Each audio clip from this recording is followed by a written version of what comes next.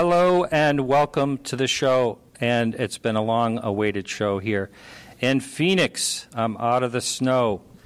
The snow is left behind, and I actually got out this year. Last year, I don't know if you remember, I planned to come out here, and we had 6 snowstorms in 10 days. You remember that, don't you?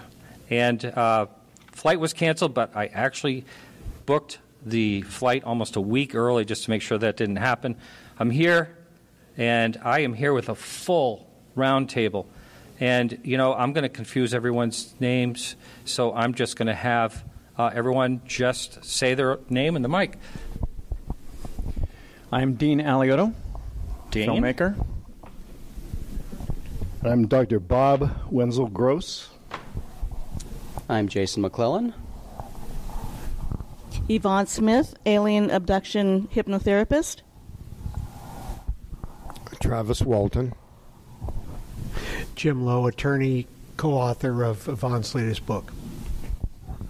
Heidi Gadd. I'm just a girl that does a radio show, too. I'm Kevin Gassman. I do that show with her. Wow, did you hear those radio voices just then? Those were good. Yeah. I'm Jennifer Stein, a filmmaker. I'm Stanton Friedman, nuclear physicist, ufologist. All right, well, Stan, go ahead and hold on to the mic. Okay. Thank you all. First of all, thank you all so much for coming. I really appreciate it. And, you know, when you do these type of shows, I didn't know if there would be, like, no one showing up or one. I think the first year, you've always showed up. Thank you very much for that, you and Kathy. And you, I think we used back in Maine. Yeah. And Travis always shows up. Thank you, Travis.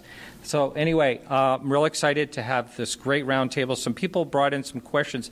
And Stan, why don't I just ask you one of these questions, because it kind of has to do with the DOD announcement back, the New York Times article, I should say, that came out.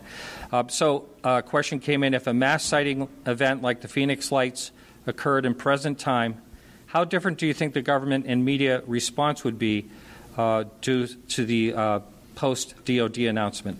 Well, I don't know, because I don't know what's behind the DOD announcement. I don't know whether somebody pushed a button and said it's time, or whether they're anticipating something else happening in the very near future, which will make it all clear. I have no idea. So I'm really excited about the possibility of something useful happening. It's about time. 70 years plus years is long enough. On the other hand, who can judge what's going on? I was very impressed with the quality of the people who stood up publicly. Their titles were impressive, to say the least. Right. So I'm in a waiting mode. Yeah. Does anyone else care to comment on that particular question? Or since we already started out on the DOD New York Times article, does anyone have anything they want to talk about in regards to that? Jason? Well, with regards to how would the response be to a Phoenix Lights type incident today? Okay. Yeah. That's always an interesting thing to contemplate, because we would think that, you know, more people are looking to the skies and also considering the possibility of things like that happening. But we look at the incredibly, you know, earth-shattering things that do happen every single day, and how quickly they disappear from the news, from the headlines, because we have short attention spans. Yes. You know, things are hot news items this week and maybe last, even monumental things happen and last for maybe a week, and then we're on to the next story. Yeah. So even if there was a Phoenix Lights type incident today, I think it would be incredible. It would be every headline around the world, but then gone the next week. Yeah. Before that, you go ahead and take that. But before I just want to say something, and that is, I was on the flight out here. This is just a great story, and I was sitting next to this guy, and real nice guy. And we were chatting, and he said he's basically he was, I don't know what you call it, not jump seating, but he's a airline pilot for American Airlines. So and he said, yeah, I used to fly military, the F-18 Hornet. And I said, oh, you did? And I said, hey, let me ask you something. What do you think about the government coming out with, saying the Pentagon had a program on UFOs? What do you think about that? And he goes, oh, I didn't hear about that. He said, but I'll tell you one thing, they're real. And I said, really? I said, well, what do you mean? He says, I know what I saw. And he said he was tracked for many miles by a green orb and it lit up his cockpit, the whole thing.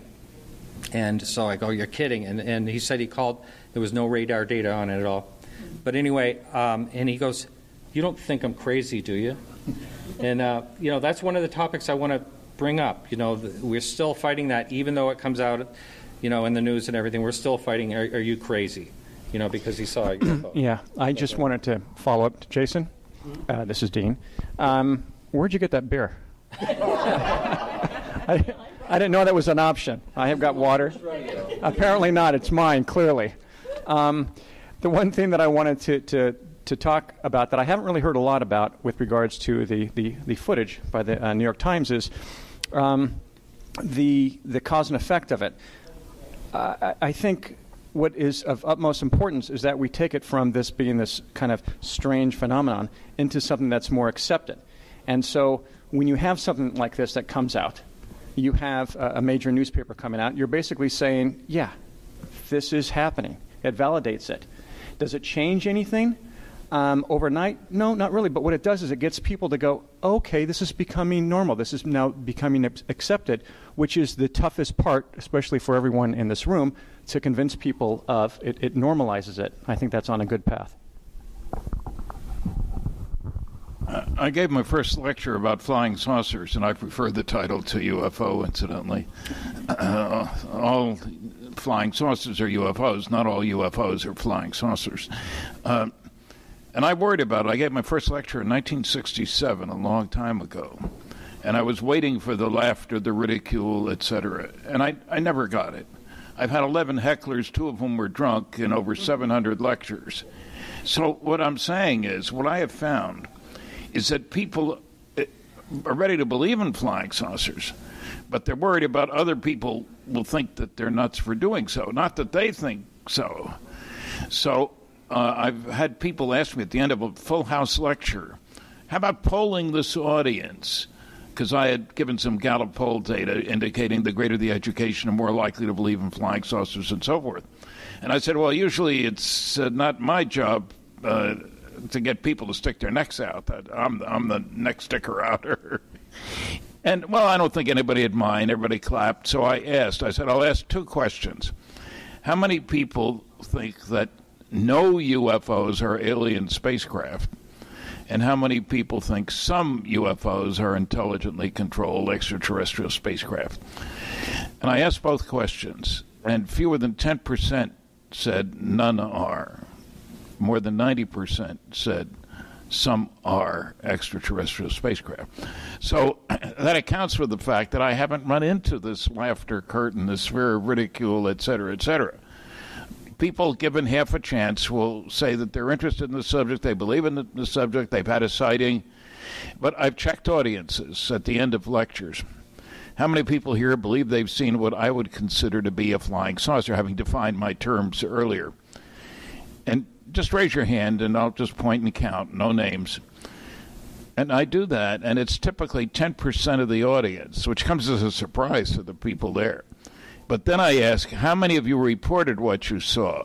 90% of the hands go down. Yeah. So I've seen this everywhere. And in a big classroom, I once asked, and it turned out that 80% thought most people didn't believe in UFOs, and 80% of the people in that audience did. So the reality is, in other words, it's fertile soil. They're ready for us to put the facts on the table. Okay. All right. Just before we move on, just real quick, let's answer Stan's question. How many people here think that some of what people are seeing are actually extraterrestrial? Raise your hands. I guess I don't have to ask the other question. Yeah. Okay. Is that definitive? Because there's all the other permutations. Oh yeah. Dimensional beings. Yeah. There's from the future. Yeah. There's all. But I mean, when he says some, intelligent life. But he's saying some. Yeah. Yeah. Intelligently controlled extraterrestrial spacecraft. Yes, absolutely. All right. So this is Jennifer Stein. I just wanted to make a comment about your question that we've been pondering. I've had a few minutes to think about it. And the question was, to repeat it, if there was a major newspaper article today, would the recent, say, New York Times article that came out with very credible people from the Defense Department and things speaking about a secret, research program that went on, would a new incident be taken more seriously? I think we need to look at an historical context of this phenomenon, and there's what you might call relatively recent historical context over the last 60 years. There were, of course, many reports prior to, say, 1945, 47, 52. But between 47 and 52, there were numerous mainstream newspaper articles. Of course, most people know about the Roswell article that made the mainstream of many covers of newspapers saying that the U.S. was coming out, or a saucer had been discovered in New Mexico, and then of course it was covered up. But I think if you look at the Robertson panel, you go back and look at the Robertson panel, the Robertson report, the desire, which is available on the web for listeners, they can Google this and go find it. There was a deliberate attempt to debunk the topic, both in Hollywood and in newspapers and in media, and we are coming probably, I hope, to the tail end of that debunking process. When we get more credible people coming forward to discuss these things, I think that it may have an effect. And most of the people that are here, especially people like Stanton and the long-term researchers who became writers and researchers in this field, they were inspired because of what they did see in the newspaper in 1947 and 1949 and 1952 and going forward. And they became the researchers of today that we are still relying on and referring to. And we now are probably that for the next generation. So yes, I think it's important. I think not everyone will pay attention to it, but some will. And I think we need to keep that in mind going forward. And I'm going to pass the mic to Dr. Bob Gross. Thank you. I totally agree with what you're saying right now. My area of research since at least 2013 has been involved with something known as existential intelligence. And I'm a firm believer of Howard Gardner's multiple intelligences theory. And people with an existential intelligence, a strong existential intelligence, which I believe I have, and I'm sure we all do here, we wouldn't be here right now. We do look at the bigger picture. I mean, there are so many options as to what a UFO is. And I don't think UFO is a very good term to describe what we're seeing out there. Like you were saying, there's other dimensions. There's holographs or holograms, and it could be a lot of different things that people are seeing. But I can tell you through my research and interviewing people, 99% of the people have seen something. And I've actually, developed tools to see what they can actually, that they're for sure seeing some kind of anomalous phenomenon. And to me, it's extremely valuable for people to see this in today's society because it actually grows the brain by having these kind of anomalous experiences and being able to perceive them properly and have the knowledge, to have the skills and the habits of mind. The whole attitude about this thing is extremely important to take it serious because it's a benefit to mankind. It's just not a fluke. Thank you. This is Kevin Gassman. So what I think about when the media, when they put a story out like this, they have to run with it. They have to roll with it. They can't just put it out one day and disappear with it, And that's where the conversation is going to lead to, is where the nation leads us, is where the news is going to lead us, where we're going to get these articles from. If they just come constantly from NBC, CBS, and then people might start turning a corner a little bit. I have to say kind of like marijuana a little bit. Everyone's turning the page towards that. But as far as aliens, it almost has to be the same way. You have to kind of convince them that, no, this is real. This is really what's going on. You're just thinking of it in a different way. You have to look at it in a different way. So the media has to control that narrative and continue it. You just can throw it up there. People want more of it. They have to find it on the web, and then they got to figure out if it's real. If it's not real, then it goes down this rabbit hole of how far it goes. Yeah, on that in particular, I've been in communication with both Leslie Kane but Ralph Blumenthal, who was part of that article. And he said, I asked him on the show. He's been on my show. I was one of the only people to interview him.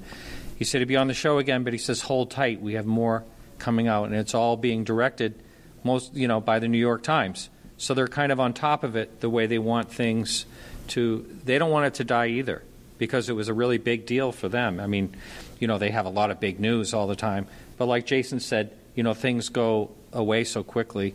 It's an ephemeral society. It's gone like in a day or two. Yeah, well, the other thing that we're, Dean Elliott again. I love your voice, dude. Is that I feel I'm in a different camp here than all of you people who I have immense respect for, because I started out doing something that was just basically it was my first feature, and I had to make it before I turned 25, like all of my idols, filmmaking idols. And so I thought, well, what can I do? I've got $6,500 to tell a story, so I can do a home video. That's all I can do with that amount of money. So I thought, all right, I'll do a home video where something interesting happens. So I came up with the idea of what if this family in a cabin up in the hills celebrating this girl's 5-year-old birthday party experiences an encounter, and then one by one they get abducted. Stanton's giving me the evil eye right now as I'm saying this. So it was just a device to kind of get me to be able to get to my first film, but tell a story that was based around family. Family is really important to me. And so anyway, I made this thing, and I did consult Communion. I consulted Stanton's books, as many books to Alan J. Hynek that I can get my hands on, and definitely Dr. Jacques Vallée. And so I wanted to have it be this thing that was kind of raw and a real experience of what it would feel like. And so that was my intention. And then when someone edited off the credits, someone much smarter than me, and interjected it into the UFO community, it became this huge thing that this is the 25th anniversary at International UFO Congress Convention, which is why I'm here. It became this thing that people believed it was real, and then I got all this feedback from people, and then I kind of stepped into it. That was my introduction into this whole world. And I fought, and I said, hey, this was not meant for anything other than a cinema verite. I mean, it has to be able to express yourself and everything. I didn't know that it was 10 years before Blair Witch, and it was going to be this thing. So it was a device. Anyway, long story short, I see now that anyone can fake anything. And it's terrifying for me because I really want to see a UFO. I want to see what that looks like. And I'm up late at night like everyone else on YouTube. And I'm looking for it, and I'm going, fake, fake, fake. And when I saw the stuff in the New York Times, I was like, all right, this isn't, thank God. There are certain, telltales, but you have to become an expert in and of itself, and we need people to kind of filter out that. And that's where everyone here, comes in. Yeah, I've got, after you, I have a question for Travis, but go ahead. Again, this is Dr. Bob Gross again, but to add to what you were saying, I have had the experience to have at least one close encounter with a UFO. I've had actually 5, if you don't count the time I almost got knocked over by ball lightning when I was a kid. But so I've actually seen 5, and 1 up close.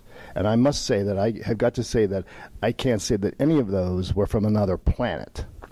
But there were some that the experience is unreal. It's the greatest aesthetic experience that you've ever had in your life, and you want to have another one, and that once you had that experience, you'll never forget it, and you'll actually seek out another one, come hell or high water. Yeah. So I have a question for Travis. Before that, though, I just want to say this show was just nominated as one of the top 60 YouTube channels in the YouTube ET and all that. Congratulations. Well, no, it's got a bad story to it. So, oh no. And it has to do kind of like what you were just talking about. So I opened it up to see who the people ahead of me were. Number 1 was Third Phase of the Moon. Number 2 was Secure Team 10. So I said, take me off the list. These are people that hoax for money. And, it's unfortunate. And what I'm getting at, I'm not getting at just that, but what I'm getting at is, to your point, the person who is actually curious is going to get online and going to get on YouTube, see fake videos, and then they're going to get burned. They're going to realize they're just wasting their time, and then they're going to go away and not care anymore about it. So there's nothing we can really do about that. Just keep letting people know that this exists, and watch out for it. Well, Martin, you do know that traditionally, this is Jennifer Stein, traditionally for a long time, I'm going to say since the internet began, UFOs are one of the top researched topics. Yeah. And, of course, the topic that's bigger than that, there's only one topic above it. Unfortunately, it's porn. It's porn. We're up there with porn. Right. So this question came in for Travis. So, Travis, using a hypothetical scenario with a presidential disclosure announcing that we've been engaged with ETs for over decades, this person wanted to know if you would feel vindicated by all this. Well, certainly, but I think the media and the public perception is playing catch up here. I was kind of surprised that a little bit of the reaction to the announcement in December was, so what else is new? I mean, like, this is not new. I mean, we knew this, and they're finally admitting something that generally in the general public was already held to be the situation. Yeah. Okay. No, I agree. Thank you.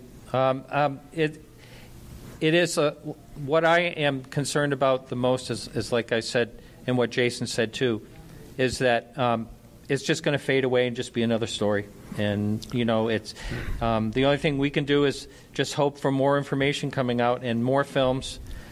If they get released, we'll be waiting for the other shoe to drop. What's next? Right.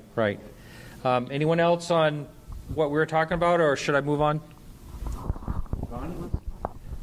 So I just want to make the point of what creates a credible witness. Like, we have so many people, even at this table, who've had or seen, been witness, whatnot. Why is it, do you guys think, or any of you think, that it's just so hard for the general population to believe someone? I disagree with you. I've given over 700 lectures, 50 states, 10 provinces, 19 other countries. My last was Bulgaria. I mean, and I don't find that people have trouble believing this. I look at the reaction of my lecture, the questions I ask at the end and stuff like that, and they're with me. I'm not a masochist. I don't do this to be slings and arrows of outraged non-believers. We're past that stage. But we have to learn that people are past that stage. Don't talk down to your audience. Don't think they're going to jump on you. They're not. They want to know more. That's why they come to my lectures. But Stan, let me just argue that point just a little bit. Don't you think it's possible that the people that attend your lectures are already halfway there? Well, probably, but I think everybody's already halfway there. They've been exposed all over the place. There's another point, too. Unlike in, say, the 40s, we now all know that governments will lie to us. I mean, that's a tremendous discovery. Well, some of you aren't old enough to realize that at the time of the Second World War, the government protected us against the great scourges of mankind. We trust the government. They will do right for us and by us. We don't see much of that attitude anymore. So UFOs are part of this overall picture. The government lying? Of course they're lying. That's the reaction I get from people. So times have changed, but in a different direction from what you might expect. Yeah. So okay. to further address that topic that you brought up, this is Jennifer Stein, it is the media that projects an image of disbelief more than the general public, I believe. And Stanton, even in the film I made about Travis's case, he brought out that in the 1970s there was this big debacle with a lot of the major newspapers where they were playing footsie with the CIA. And it actually came out and was quite a big story. And then it was, quickly covered up. But there was a lot of attempts to debunk and report back from conferences what people were saying. I mean, Stanton can discuss the historical data of that a little bit better if you'd like. But I think the general public is open to it. I think anyone can be a credible witness. I think we've had tons of credible witnesses. And it's really the way that those stories get reported is where the debunking comes in. And we're all victims of that. I mean, society in general is victim of that. We're unable to move forward as a society because of the general approach. More comments on that topic? This is Jim. I'm actually an election attorney, and I represent politicians, and I write initiatives. To back up what Mr. Friedman said, when Hillary Clinton talked about UFO issues, or she called it something else, aerial phenomena, I believe. UAPs. Politicians, when I write an initiative, they poll test everything I'm putting in it, every major theme, to see what polls. It would have been election malpractice for the Clinton campaign not to poll test that ahead of time. And there were 2 people running against her on the Democratic side and 17 on the Republican side. Not one of them attacked her for that. That's right. And you have to think about this, that why, something's turned a corner. Things happen in politics and in society faster. I can never say that too fast when I'm trying to talk about something. But, the gay movement moved forward quickly. The Me Too, things happen much quicker nowadays. And so when there's a critical mass reached, and you've got the 2 biggest media outlets in the country, the most influential, the Washington Post, which is still debunking everything, and they have been since the beginning, and the New York Times. The New York Times is split off from that. Talk about Leslie Kean wrote that article, but her co-author, one of her co-authors, was the chief Pentagon correspondent for the New York Times. I mean, we're talking about it. It wasn't just someone from the society page writing it. I mean, they brought in heavy hitters on that. Now, the program that they talked about was only a $20 million black program, and that's like pocket change. And notice the DIA and others came out with debunking articles right after that. So obviously it's still a bone of contention in the government. But things change quickly, and people are more receptive to this than you think because, for one thing, the 2016 election, it would have never been an issue. Because anyone remember Dennis Kucinich? Yep, I was just thinking about it. Yep. So I just want to make a quick comment, and then I will pass the mic down. This is Jason, but this is why I find the ridicule factor so fascinating, the giggle factor that's still associated with UFOs, and I agree 100% with Stan. We have this thing in society and pop culture where the initial reaction to anything UFO related is to laugh, and I'm sure most of us have experienced that at this table, where if we're talking with someone about UFOs or anybody finds out that we have something to do with UFOs, there's an initial, kind of laugh about it. But when they find out that you're serious or you're not going to make fun of them, then they open up. They've got a story. They've got a connection. And this is a universal topic. Everybody is somehow, affected by this topic, has an experience. So just like Stan said, I mean, everybody is on board already.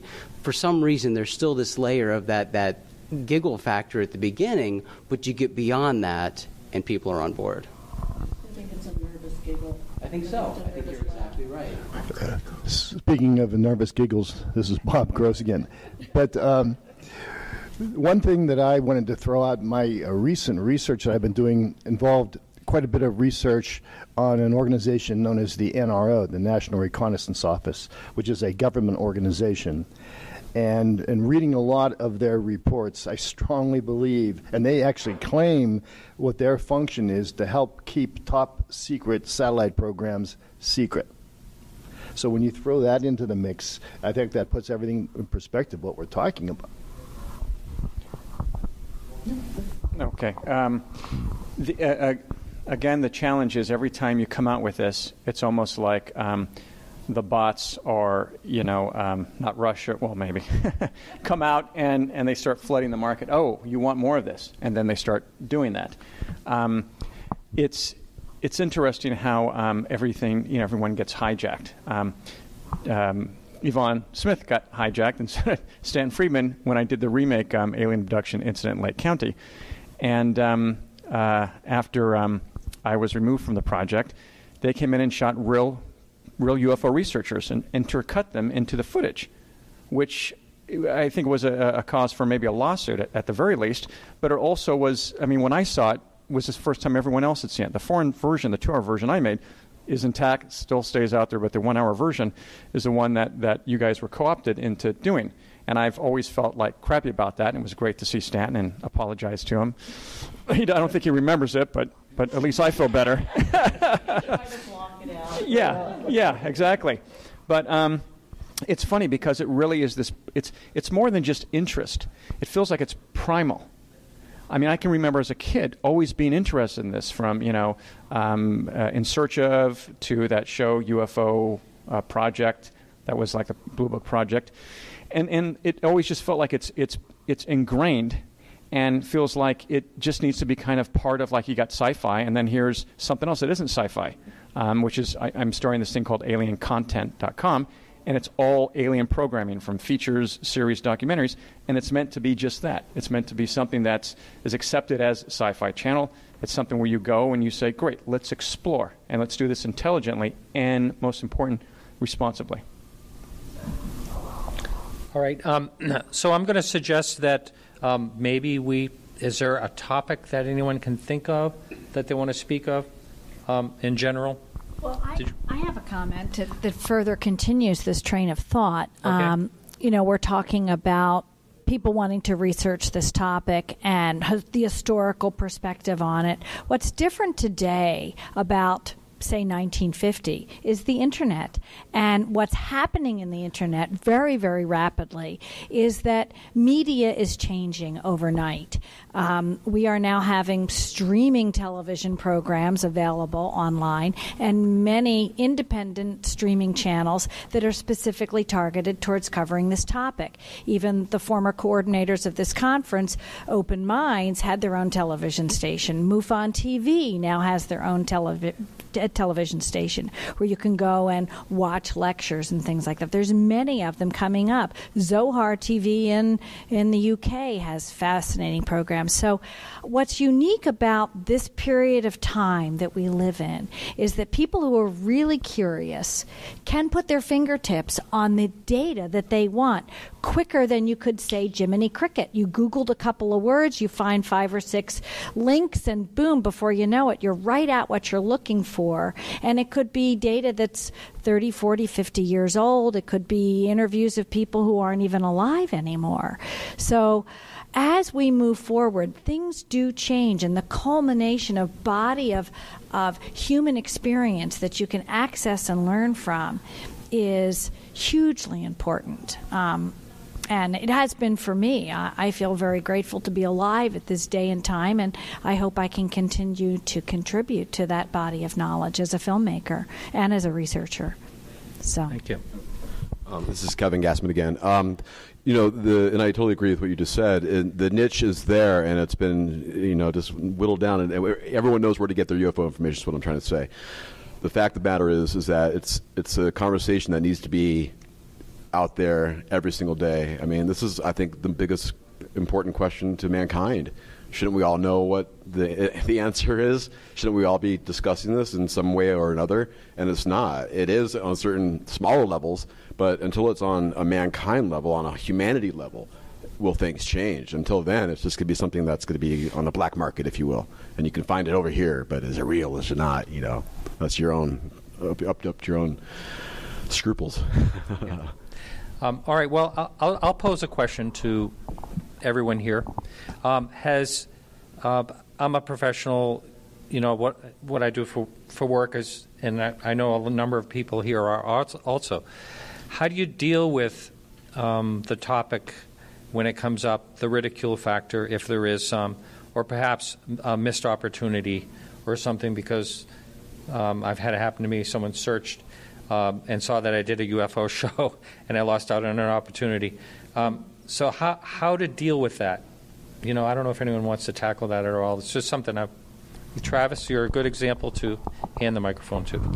Well, back in the 70s, the debunkers, the skeptics, had the upper hand. We had this thing called the Drake equation, and people didn't have a handle on what values you could plug into that equation. Astronomers at that time, I mean, there was a debate whether how many stars have planets, 1 in 100, maybe? I don't know. They didn't know. But, here, just very recently, last year or two, NASA comes out and says, on the basis of direct observation, that virtually every star has about a dozen planets. And that raises the values that you plug into the Drake equation astronomically, no pun intended, but vastly greater values. So the number of civilizations in the galaxy, potential civilizations, grew exponentially. The calculations, the likelihood, back in the 70s, the skeptics could say, well, a kook, the definition of a kook, being somebody who believes something that's totally at odds with the prevailing scientific belief. Well, the prevailing scientific belief has changed now, and so the definition of kook is not somebody who believes in UFOs, but somebody who actually has the audacity to think that we're alone in the universe. Vaughn, we haven't heard from you. Anything you'd like to say? I'm just making little comments here and there. It's interesting, Martin, that you said that you had an opportunity come up and someone Googled your name and found that you had this interest or in the show. That's basically what happened, yes. Yeah. I always, when I was working still out there in the corporate world, I worried about that too. I've been doing this now 26 years. But after I left the corporate world, I decided this is what I'm going to do full time. I found it interesting that the more I talk about what I do, the more people will open up and say, oh, gosh, I'd never said anything to anybody because they didn't know who to talk to. I had doctors come up to me. In fact, I worked at one time for about 8 years I don't know if anybody knows what the Magic Castle is in Hollywood, California. Okay. All the magicians, all the famous ones started there. I was the director of member services, so I had a really responsible job. But the members there, I wasn't sure how they were going to react as it's a private club. But the owner, Milt Larson, put it out in the newspaper of the Magic Castle that, Yvonne's on her way to Roswell, she's going to be lecturing. And I had members come up to me, some of them who are doctors, and say, oh my God, I had a sighting in the 60s and I didn't tell anybody. Just most recently, I have my hypnotherapy practice, and 99% of it is abductions, but I do have, on the other side, I help people with stress and anxiety and, recall and so forth. Well, I have a very high-profile client right now, and he didn't have my number, or he couldn't find it. He happened to Google me, and he saw that other Yvonne Smith, and he goes, oh my gosh, I didn't know you did this, and you wrote your books. Sometime I'm going to have to talk to you about this. So what I'm striving for, I think we all are, is getting past this ridicule factor. That's why, when Jim came into my support group, he had told me he wanted to write a book about the abductees' civil rights. And I, at the same time, had thought about abductees' civil rights. And so I had goosebumps when he told me this. And he's writing it from a lawyer's perspective. But I had been talking about it in my lectures. So, it's time that people like Jim, other people that I have are, outstanding citizens. I mean, medical doctors and lawyers. And, I have scientists from JPL who have come to me as abductees. These people start coming forward. The more and more the masses come forward, we want to try to make it easier for them, of course. That's why I keep putting my neck out on the chopping block, just like Stan said he's done. And hopefully, like we were all saying, this is turning a tide with this news coming out about the Pentagon. My son helped Harry Reid get elected, my oldest son. And so when I sent him that article, I said, look at your guy. Look what your guy did. Look what he believes in. Look what he's, And my oldest son is like my ex-husband. He's very, more formal and so forth, and he didn't know what to say. So I'm hoping that we are turning the tide here, that we are not going to worry about anymore about the stigma of people losing jobs and so forth. Thank you. So one thing I just thought of, everyone, is the majority of people that listen to this listen to it as audio, so why don't we say our names each time? This is Martin Willis. Sure. This is Dean Alioto, fake UFO creator. No, just kidding, kind of. One thing that we haven't talked about, and I believe it needs to be addressed, and I hope I don't get a lot of grief, but I got to throw it out there. All of you guys got bloody going through the door the first time. It's kind of like Normandy. You guys all stormed the beaches, especially Stanton. And that was a lot of hard work, and there was collateral damage to it. We're in a different world now. I guess I'm kind of in between the new generation and you guys. And I see a lot of up-and-coming UFOologists, UFO experts, researchers, I think is the best term. And I see there is some animosity between them, the older and the new.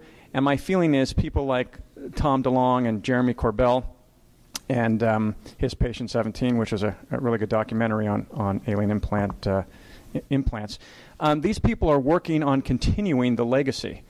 So it seems to be kind of easier for them because it is. And it is because of everyone here in this room. You guys made it easy for the next generation.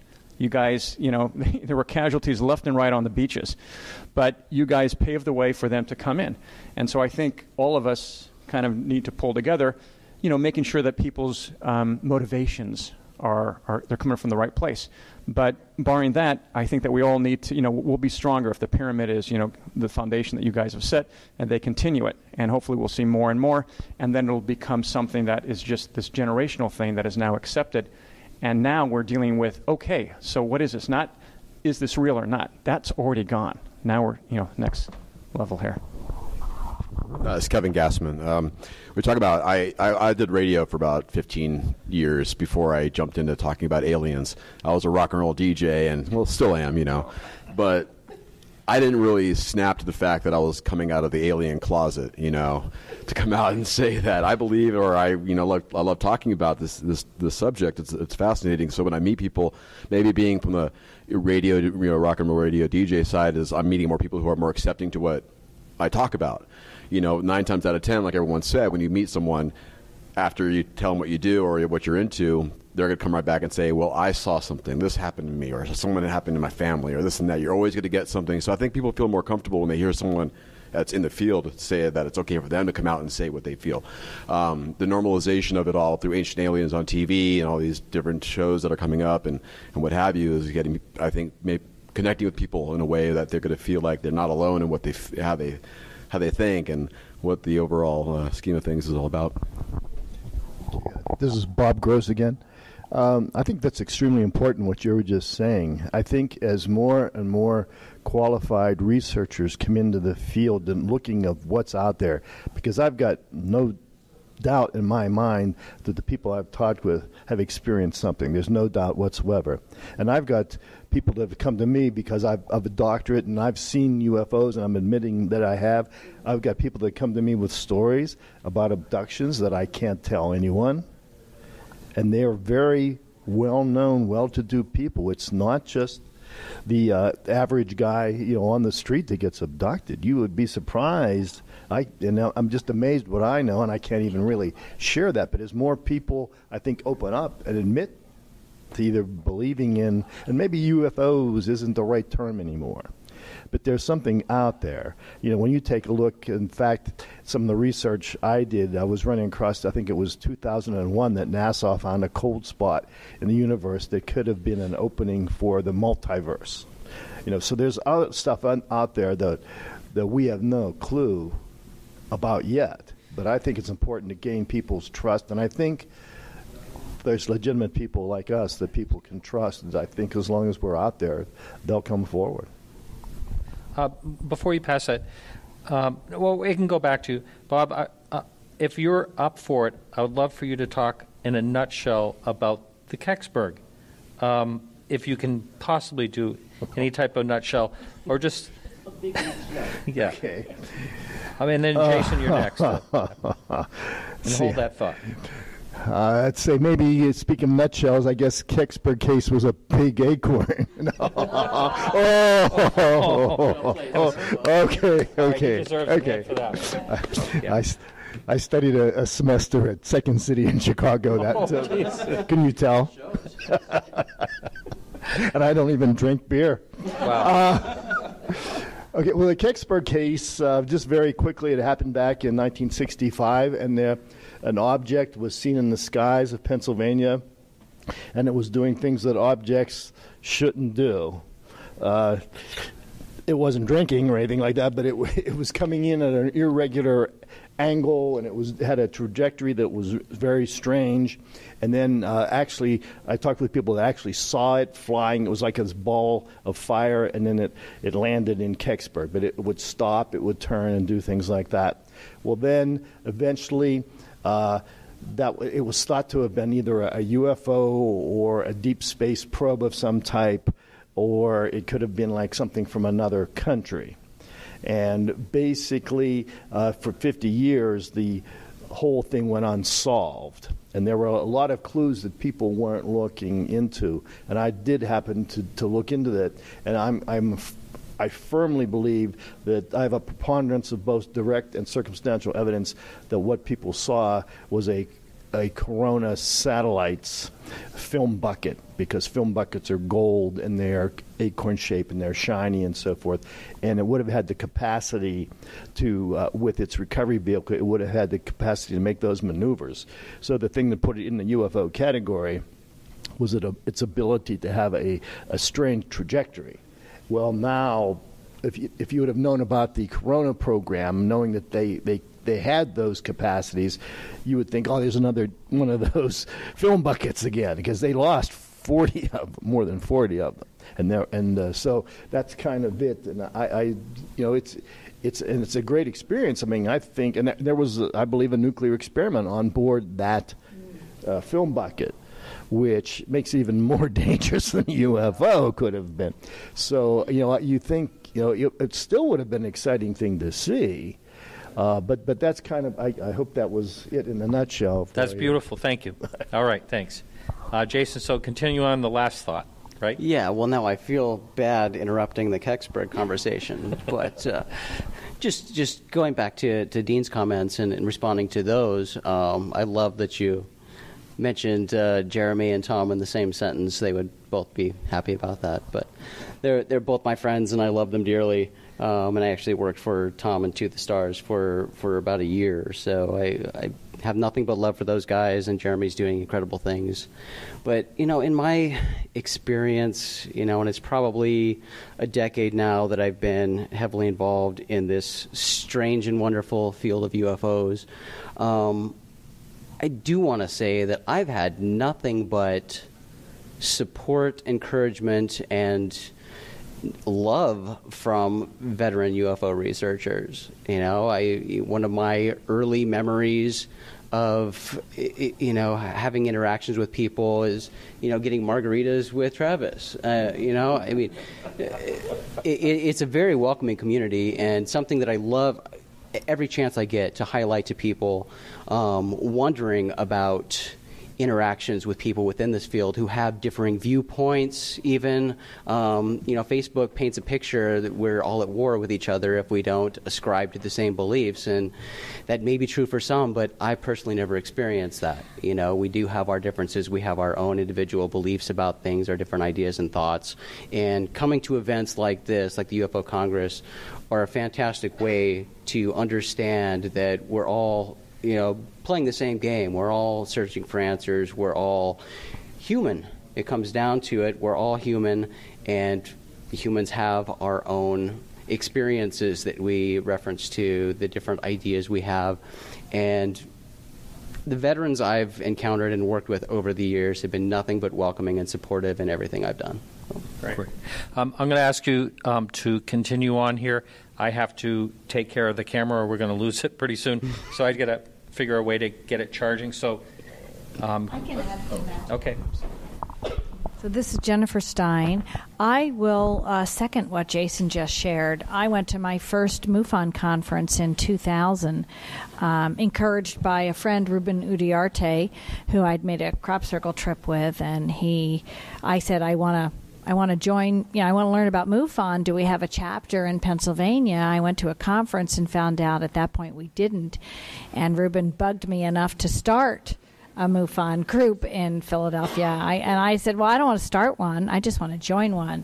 But to second what you said, Jason, I went to the bar and sat down and talked with some people I didn't know.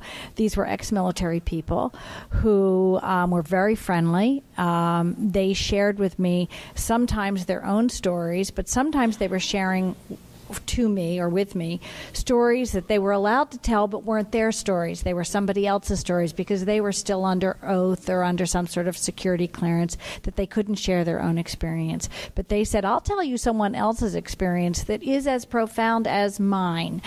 And I was so impressed with their humility, their integrity, the difficulties that they lived with in their lives, knowing these things, and then not feeling that they really couldn't publicly speak about them for a variety of reasons, which I understood, that made me really want to join MUFON, because I thought, wow, these people have huge integrity, and I have huge respect for them. And if I could do anything to help further this expansion of awareness and consciousness, I would like to. So I ended up starting a little local chapter, which Stanton has come and spoke at, Travis has. It's now 18 years in the making. And it was a big decision to step forward. I remember thinking deeply about whether or not I wanted to do that or not. I had a sighting myself that stayed in my gray box for 25 years because I thought I was alone at the time when I had it. And about 25 years after the sighting, someone who was at my house at the same time said to me, Jen, we had a reunion. We hadn't seen each other in a long time. We'd spent a year on a traveling road show together called Up With People. And he'd come to stay at my house about a year after that because he was out of money coming back from Europe. And he was staying with my family and my parents and myself. I was 19 at the time, so was he. And he was asleep on a different floor of the house. And he and I saw a very large object at about 4:30 in the morning. No, I'm sorry, it was 5:30 in the morning, but it wasn't quite light out yet. And it was quite a profound experience. I would say it was a craft about 90 feet long at about 6 to 7 feet high, and it appeared as a white rectangle of light that undulated but didn't light anything up, and got our attentions for sure. I knew it was a bizarre experience, but I didn't know he had it. We never discussed it at the time.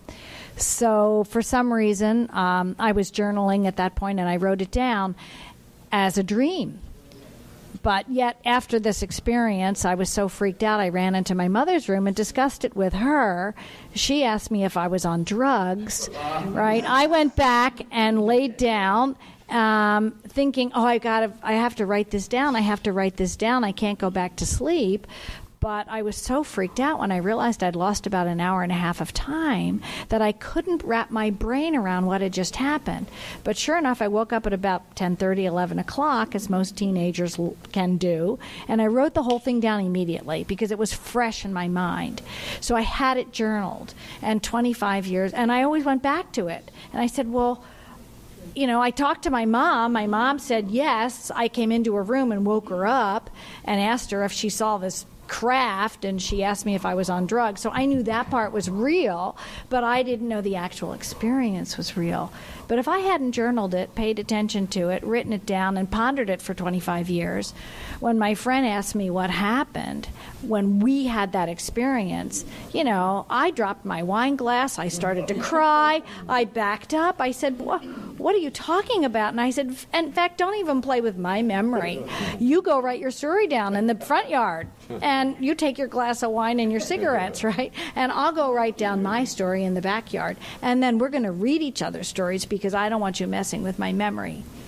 And when I realized that he had the same experience I did, that gave me the confidence that I needed to say, okay, I can step forward in this field. I don't know a thing about it except that my consciousness has been changed by the experience of it. And I'm now going to give myself permission to start to learn. And that's after I went to my first MUFON conference and started going forward from there.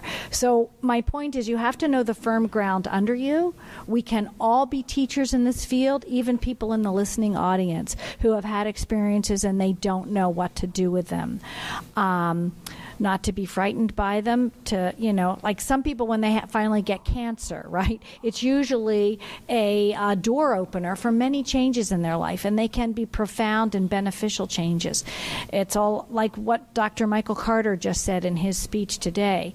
Do you look at the world as a positive experience or as a negative experience? You can look at the same glass of water as half full or half empty. And I think we are the ones that need to choose how we're going to digest this phenomenon, how we're going to go forward with it, how we are going to be representatives of our experiences and the agenda, the phenomenon, and how we're going to bring the next generation in to it. Stanton Friedman has just turned into Kathleen Marden. This is Dean here. Who is the niece of Betty and Barney Hill fame. So I have a question for you. Since you just showed up, we're going to throw you right into it. How do I get the rights for the book Captured away from Bryce Zabel? Because I need to make that movie. It's an amazing story. Yeah. The thing that's interesting is the race issues and everything, which is even more hot. But how does that, reflecting on that? I mean, they had to deal with it back then. It feels like we've gone 2 steps back. So I just want your kind of take on looking back, reflecting, and where we are today.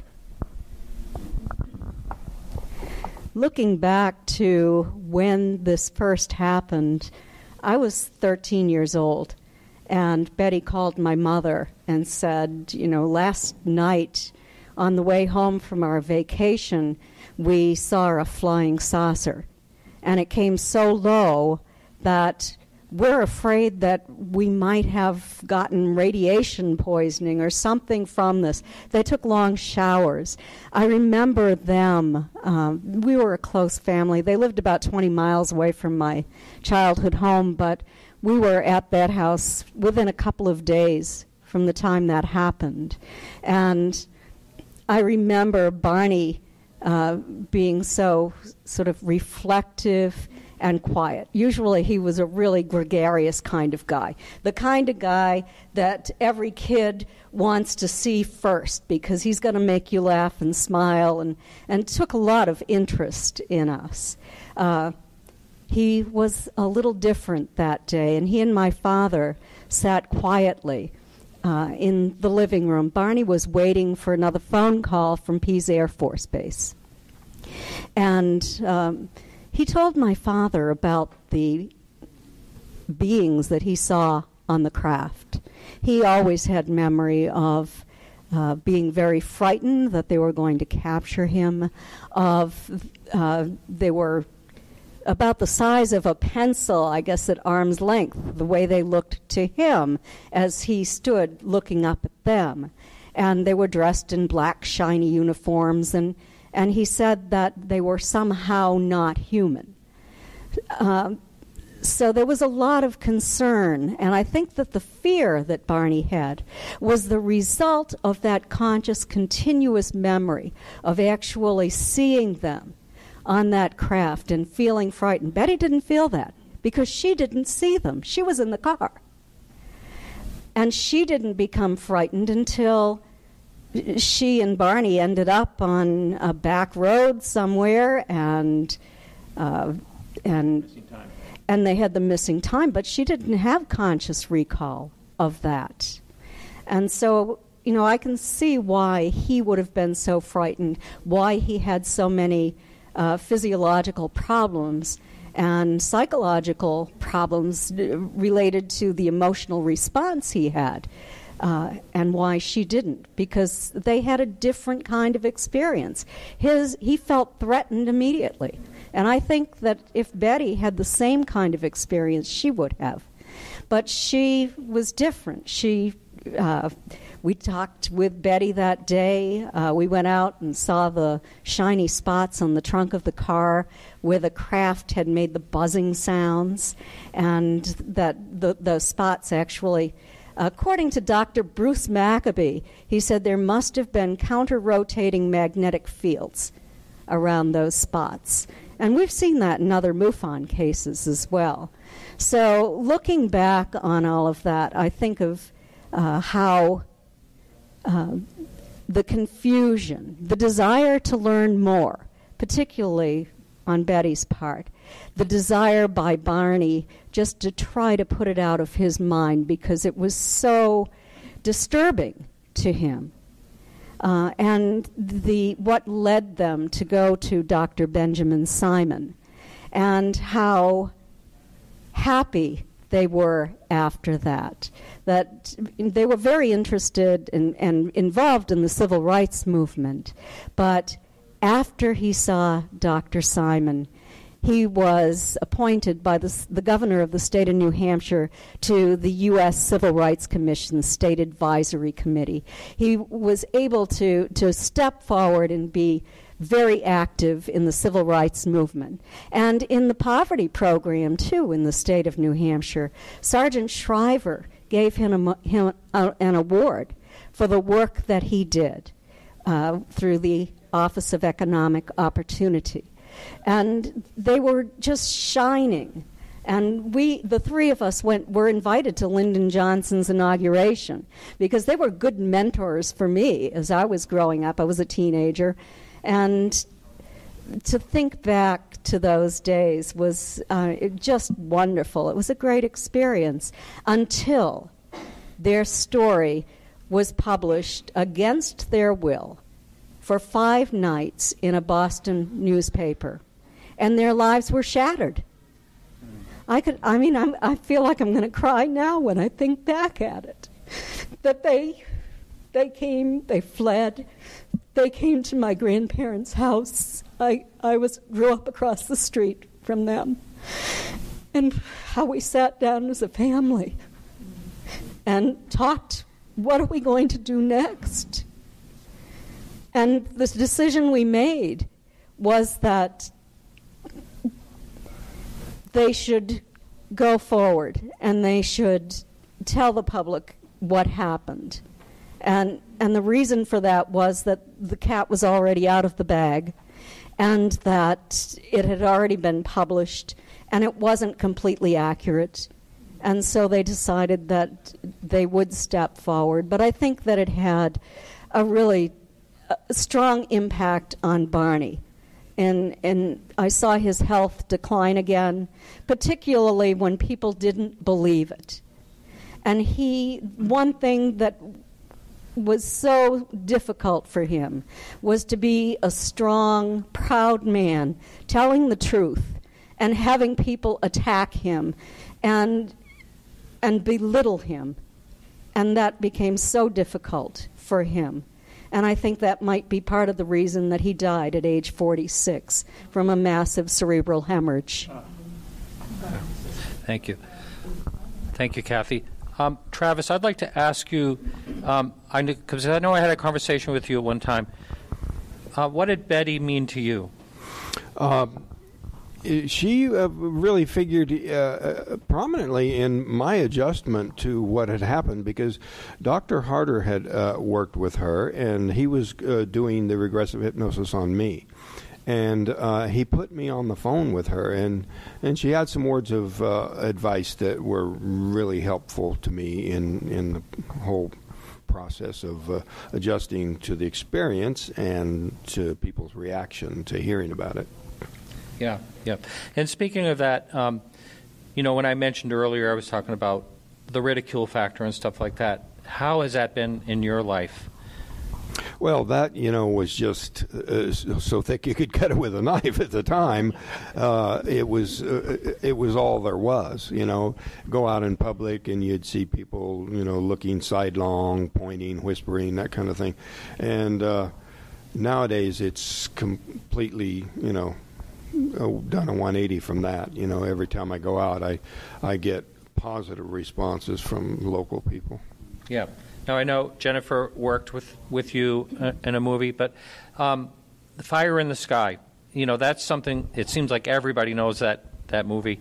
I know that there was a lot of things that were inaccurate. How much has that, if you had to do it all over again, would you have put your foot down? Or do you I think I would have been more insistent on accuracy. They disguised that sort of stuff. The copy of the script that I got didn't contain those alterations, and I think it was a major disappointment for a lot of people.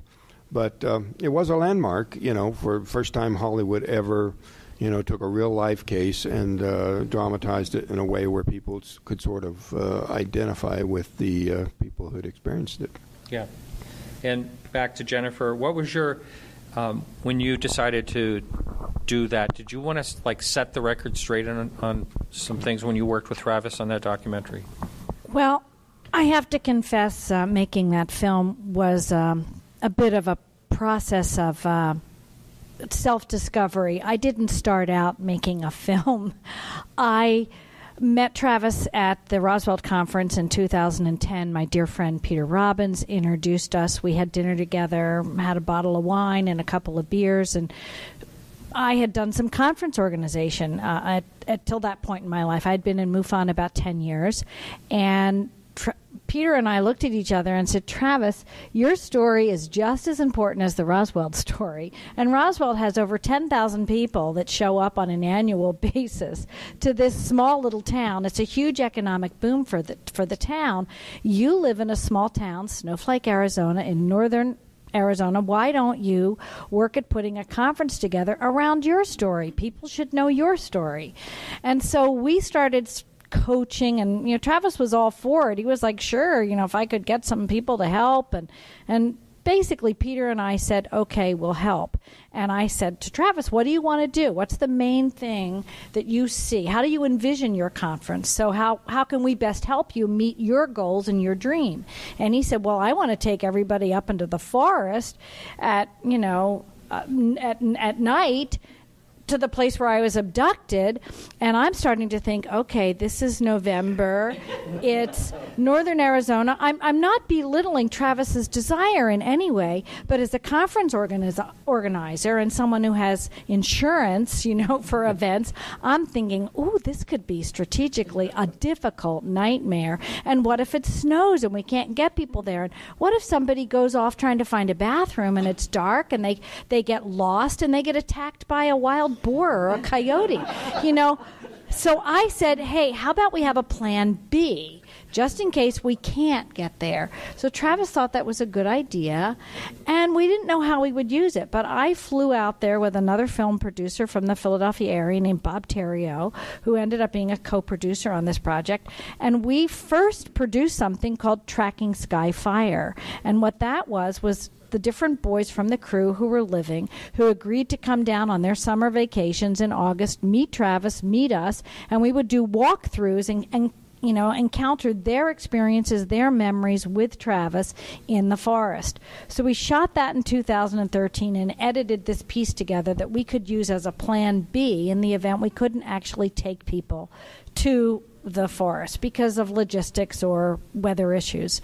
And after we got that done in 2013, I thought, gee, I'm running the National MUFON Conference in the Cherry Hill area in 2014, and I have wonderful speakers coming in, like Kathy Martin and like Lee Spiegel and Ben Hansen and Jan Harzine, and I had many, many people there, and I just decided to sit them down and interview them about Travis's case. Then I had real talking head experts, and then I started hunting for archive footage, and it's then that I saw the light through the end of the tunnel, and I figured out how to put this together, because I'm a self-taught filmmaker, and I hadn't really ever tackled a project of this magnitude.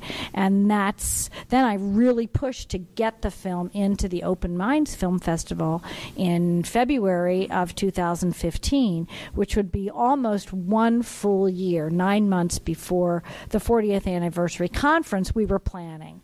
And I was kind of like the filmmaker and the coach for the conference, and then ended up being a key person in helping to run the logistics of the event as well. Ah, yeah, before Karen Bard stepped up and took it over for the following year. Yeah. So, and Karen is now has this conference doing yes, a wonderful job. And she's doing a fantastic job. And I got to say, I showed up the other day to help here. I had no idea how much work these things are. You can't believe the amount of equipment and the taping down and the wiring and everything. It's a lot. I can't imagine how rock stars, travel on the road. It's something else. You had an interesting thing you wanted to talk about.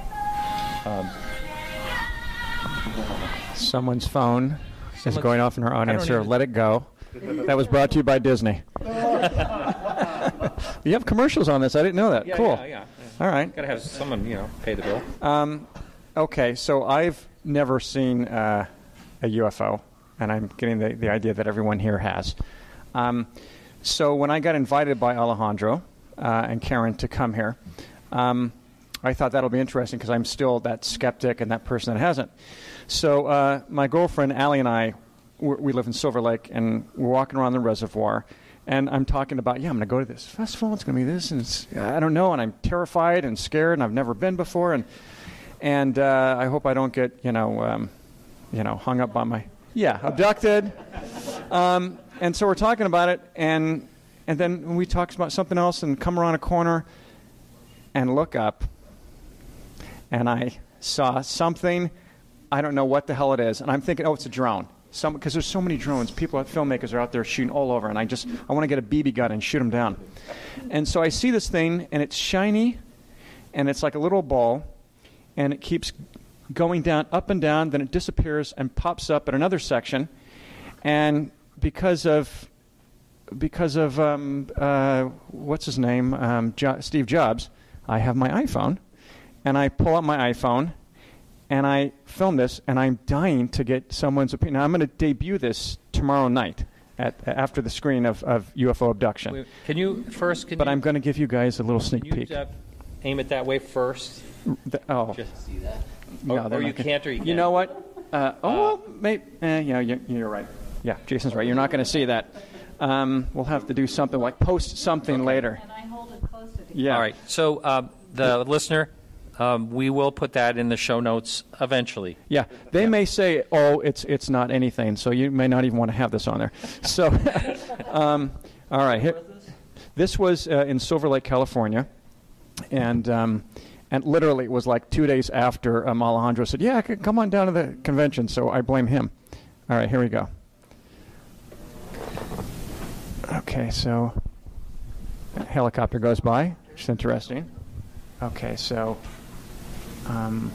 Okay, while he's doing that, it's just it's not really you good saw radio. That? Okay, Yeah. I know. Okay, Yeah. so a little shiny thing just came down. I'm going to describe it there. It goes down again. Yeah, pretend you're at a baseball game. You're an announcer. Yeah. Okay, and then hold on. It'll come up again. There it is. Yes. Going across. Yeah. Okay. I heard a whoa. Yeah. So that's Yeah. good. Yeah. Okay. All right, I didn't get to see this, everyone. So Okay. on a scale of 1 to 10, would you? Yeah. About a 9 to 10. Really? Is that good? Yeah. You couldn't see it?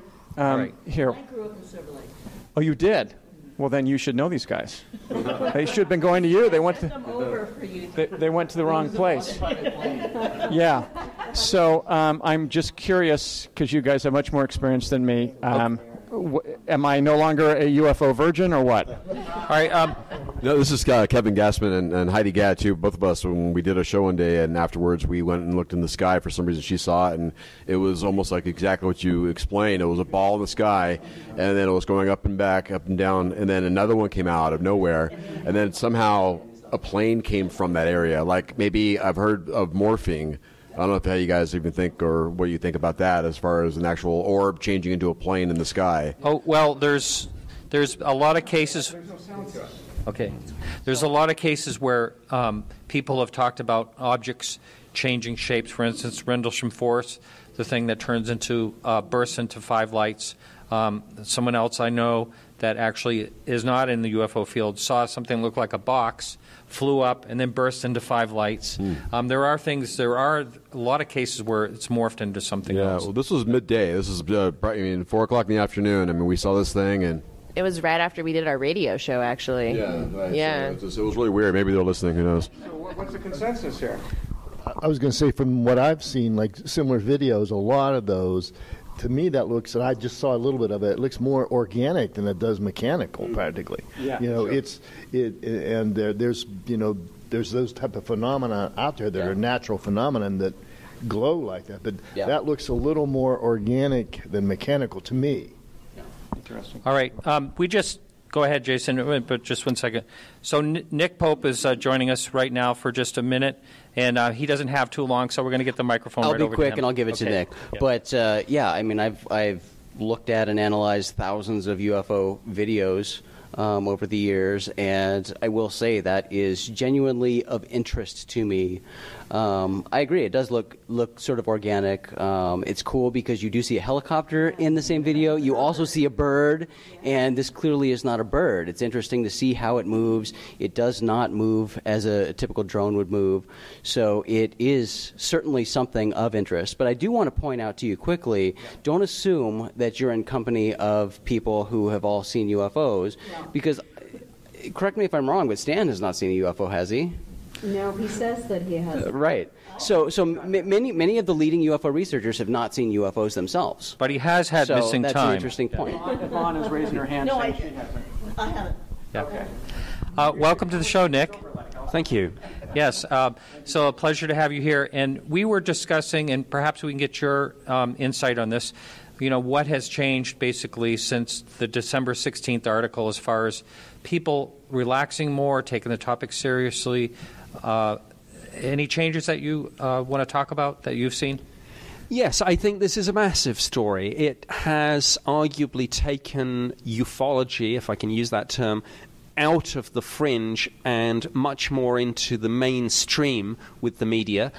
It's one of those rare examples of a case where I think the UFO community can say, not in a sort of slightly mean I told you so way, but can say, look, for all the people that were ridiculing us and we said the government was going to be doing this. The government said we did not investigate since Project Blue Book.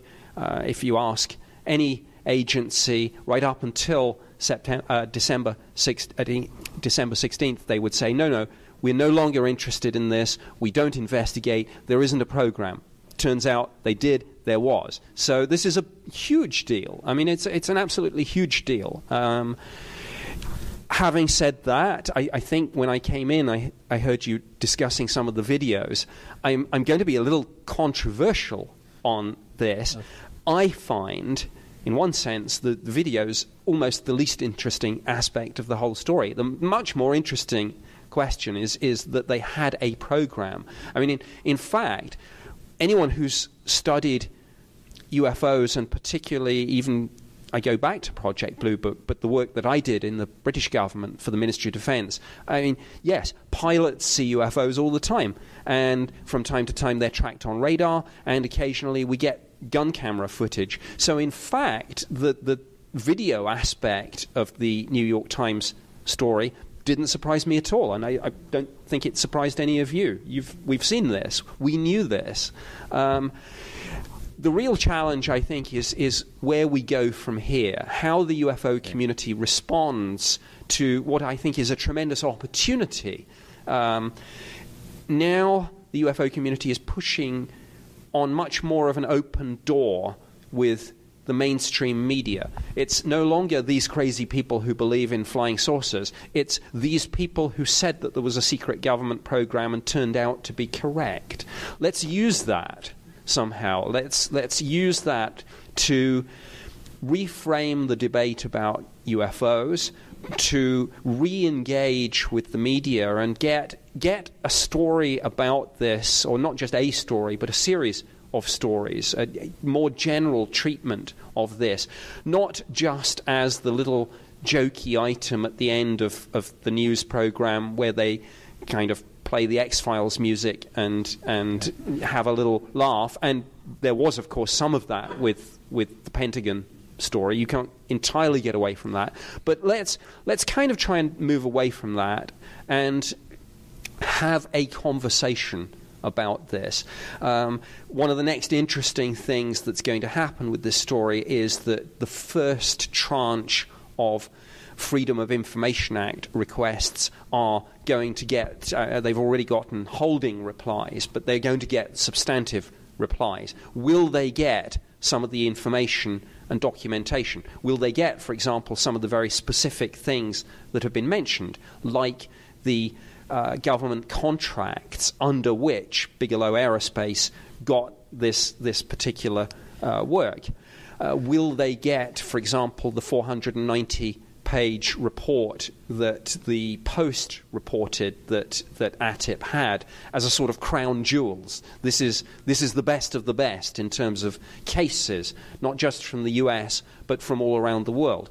Or will we find that DIA and some of the others who've been on the receiving end of these FOI requests turn them down, citing objections, maybe firstly of national security, but secondly perhaps with some of the Bigelow information,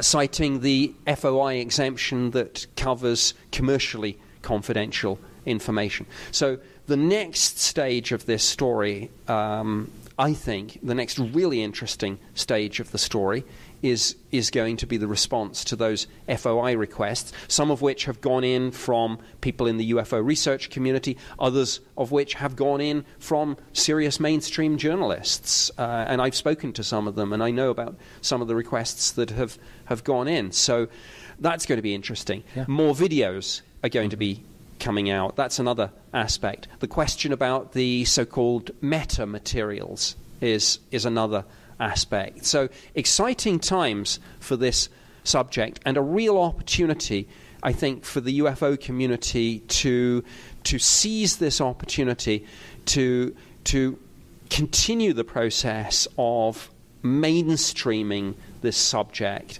and see what can be achieved through that. What do you think about, like, the MOD and other countries? Do you think it's a possibility that they'll start loosening up and saying, yeah, the Me Too movement, so to speak, in UFOs, like saying, we have been also? Do you think that information may loosen up a little bit around the world? It may have an effect, but in my experience, countries are notoriously insular about this subject, and there's actually surprisingly little collaboration, liaison, and there's certainly none of what you would hope and expect. For example, bodies such as the European Union or the United Nations taking a coordinating role. There have been a couple of initiatives, of course, but they haven't come to much. And frankly, when I last talked to anyone about the UN, at the UN about this, they didn't want to touch any of this, understandably, I guess. So, that's one aspect. Yeah, thank you. Go ahead. I just wanted to make a comment that I couldn't agree with Nick more. Of course, this is a huge, huge story. And MUFON actually jumped the gun a little bit on this story with their conference last year in Las Vegas, which was titled UFOs and the Secret Space Program. And we had Bill Tompkins, just before he passed away, discussing his experiences. We had Michael Salla there speaking. We had Jim Keller there speaking. And people who are really interested in the in-depth story can go and Google those lectures on MUFON TV and see them. Next year we hope to continue that, of course, this July in Cherry Hill, New Jersey. So it's just a little, cheap plug there for MUFON, but I think it is a very important story, and I think it is coming out, and I think people do want to share it. I know Corey Good and David Wilcock have blown the lid off this a little bit with their YouTube videos. People have thought, well, they can't possibly be true, but now there's other collaborators coming up and saying, yes, I worked in this project and I can confirm different pieces of their stories. So I think we're going to see more in the coming future. We're getting some questions coming in for the panel. But, Nick, I want to thank you. I know you have to go, but I just want to thank you so much. I've wanted you on the show a number of times, and I really thank you for stopping in. Thank you. And just in one final comment, I'll just say, going back to the question about other countries, of course, the British government has been, for the last 10 years now, undertaking a process of declassifying and releasing its UFO files. And the final 3, I know we've had a couple of false alarms, the final 3 should be out certainly no later than 3 months from now, but maybe before then. So the British government has already taken some steps in this particular area, as have other governments. The French government have released files. So the Pentagon story may have an effect, but of course a lot of governments would say we've already done this. I think the British Ministry of Defence, their current position on the Pentagon ATIP program is that they didn't have any visibility of it. I certainly didn't when I was there. I mean, of course, I was doing that job long before ATIP came into existence. So whether there is much of an effect on other nations, I don't know. But if there is any effect, if this encourages any nation that hasn't released its files to do so, or any nation that's released some files to release a few more, well, one more document is always going to be a good thing. So let's wait and let's hope so. Yes. Before you leave, there's one quick question. I had a conversation with Alejandro a while back. Didn't you have like a really interesting picture of UFO in your office at the MOD, and they took it down or something? Well, I think we could do a whole show on that. But to cut a long story short, for many years, when I was working on the UFO project, there was a poster-sized enlargement of a photograph that we had on our office wall. And it showed a diamond-shaped craft being either buzzed or escorted, depending on your perception, by a military jet. And I won't go into all the details of the story itself, but the picture was taken in Scotland in August of 1990. Ministry of Defence imagery analysts, both in the Defence Intelligence Staff and in the Joint Air Reconnaissance and Intelligence Centre, looked at this, confirmed that these pictures, there were, I think, 6 in all, were genuine, showed, for want of a better word, a structured craft of unknown origin with no apparent form of well, as Lou Elizondo would say, no obvious wing or tail or propulsion system. So the witnesses had seen it just hanging there, and then it accelerated away at vast speed. My head of division one day removed that picture, having convinced himself that it showed some secret prototype hypersonic US aircraft being tested in British airspace. Those of us who'd done the analysis, we did not conclude that, but he had convinced himself, and he was the head of the division, so he took it down. He locked it in his combination cabinet. When the Ministry of Defence declassified and released the batch of files that mentioned this particular incident, a lot of people were very excited and said, great, we're going to see this picture. What they actually ended up seeing was a poor photocopy of a line drawing done of one of the photos. The original poster-sized color thing that had been on my wall for years had been, I think the quote the Ministry of Defense gave was misplaced, something like that. But the interesting thing was my opposite number in the Defense Intelligence staff had a copy, so it's not like this was the only one kicking around, but they say they haven't got it. A few years ago, I was asked for a British TV show to team up with a graphic artist based in LA, and we kind of went into a huddle like one of these, I guess like a crime victim and a police sketch artist.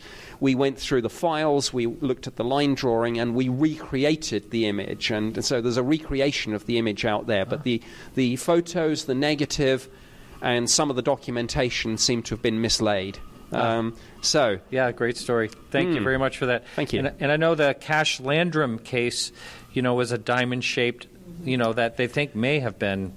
Cash Landrum was a diamond-shaped craft, and of course, though the object seen wasn't, it's an interesting coincidence that the Cash Landrum incident occurred literally within hours of the Rendlesham Forest incident halfway across the world in the UK. Wow. So two great iconic cases happening so close together time-wise. All right, well, I won't keep you anymore. Thank you so much. Thank you. Yeah, really appreciate it. Go ahead. Do you have something to say? All right, so we have a question up here.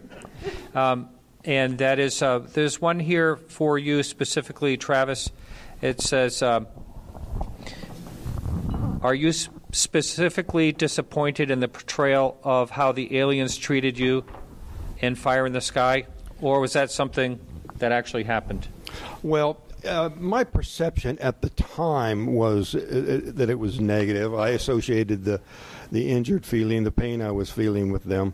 But on having many years to ponder it, I don't look at it that way at all now. But it was an accurate depiction of how I felt at the time.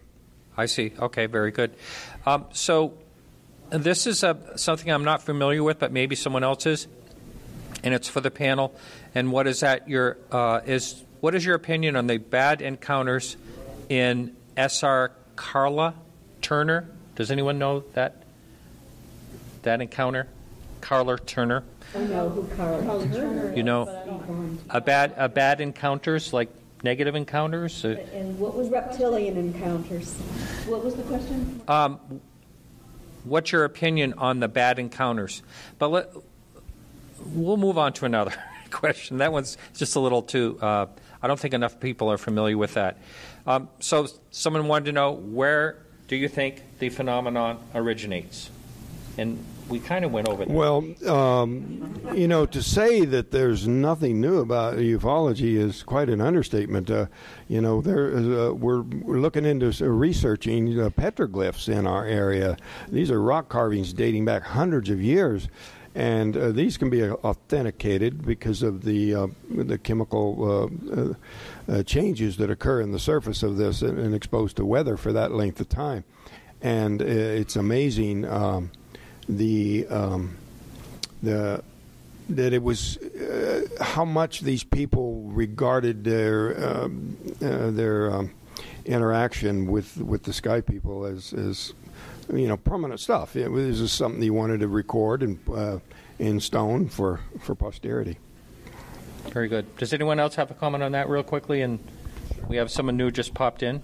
Want to talk to them? Sure. Yeah, I'll definitely pass it to you, Steve. You have it next. But so this is an interesting question that gets posed a lot, and it's fun to contemplate because I always give people, when I talk about this, the answer is always yes. If people say, are extraterrestrials, or if they are here, are they here to harm us? Yes. Are they here to help us? Yes. Are they here to steal our resources? Yes.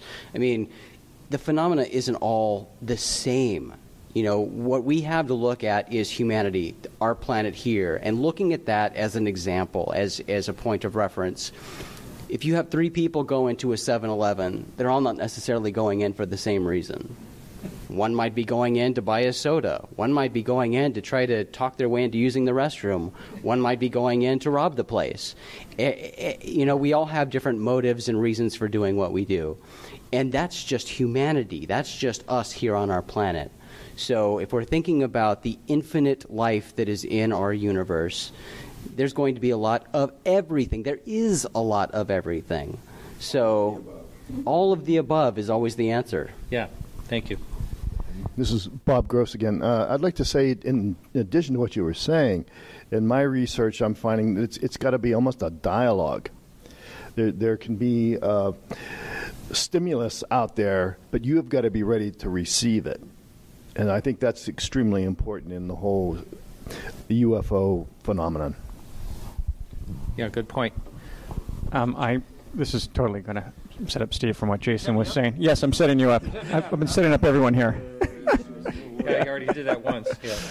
So that was actually the best description that I've ever heard of it, because it is all of the above. It's all the boxes are checked. It's like if you look at a tribe that hasn't seen mankind at all, you wouldn't say, oh, the Americans represent all of the world. Right. God, no. So my question is, with all that being the case, where do we go from here? I mean, is the ultimate goal complete acceptance of this? And then what do we do with that? Because the extraterrestrials or interdimensional beings, they don't care that we would all agree on that. What's the next level? And I'm sure Steve has thoughts on that. So Stephen Bassett's here. This is called Setting Up Steve Bassett. Is this like Karnak on... So I just want to say real quickly, Steve was the very first person that had the guts to be on one of my shows. I mean, he was the very first person on my show. I had no idea what was going to happen. Yeah, he went in the wrong room. Yeah. So you're always welcome, Steve. Yeah. So what am I talking about? We have talked before you came here. We talked about what has changed since the December 16th New York Times article has come out, and especially to someone like you, because disclosure is your thing. Do you think it's are we pointed in that direction now more than ever? Well, this is my whole presentation on Saturday. You do know that, right? Don't give it away. Yeah, I'm not going to give it away. Spoiler alert. The principal change since the New York Times article is people are getting excited. I mean, you can tell that. They're getting excited. They're going, whoa. And I'm sure some witnesses they've got their nose up in the air going, what's going on here? And you've got journalists and so forth. That's really, there hasn't been any announcements from any other agencies. But what's more important is not just that. There is, in fact, about a 2-year process underway. That's what I'll be talking about on Saturday. And I've kind of identified the bigger picture and the players and all that. And when you look at the bigger picture, you see a strategic maneuver that is more than capable of forcing disclosure this year, which is very interesting because the political situation in America has never been worse in my lifetime. So why would they want to do that now? Very interesting. I'll be talking about that. But nevertheless, we're in an unprecedented time. There's never been anything like this. There has never been a 2-article New York Times coverage of this on the same day ever by the same writers that I'm aware of. There's never been the release of gun camera footage. That's the first ever. Somebody said no, and they showed me something. I'm going, that's a contrail. What are you talking about? And never has a team of former insiders ever come together like this. So you put it together and you go, okay, if this pace continues and we don't have a war with North Korea or pick another country, whoever we're planning on having war with, so they can hold off on the next war because they have them all queued up, Yeah. They actually have many that they can choose from at any given time. They kind of get together. And menu 1 and menu A, should go menu B. Maybe we should do one from each, whatever the hell. These fine people that we've elected and asked to lead us. If there isn't something like that, I don't see how the truth embargo can sustain this. All right. Let me tell you about the New York Times, which some people may not have thought about. I'll give away a little, my presentation. Okay. Besides, your people are not going to fly here and come to my thing. That's right. It's too not late here. for them. Okay. Yeah. They did not run that story down. A lot of people think, oh, wow, the New York Times got some people out there and they ran this story down. No. Tom DeLonge's people handed it to them, walked in the door and said, we're doing this and here's some news. Now people say, well, that's collusion, and the fake news, and they're being used. And all this crap. The New York Times and every paper have stuff and stories walked in the door every single day. And they make a decision. Is this news or not news? And if it's not news, they don't run it. I mean, it's that simple. So this story was walked in, and not only did they run it, they knew who Leslie Kean was. I mean, they knew that she had written stuff, high-level connection to Podesta. They go get her, all right?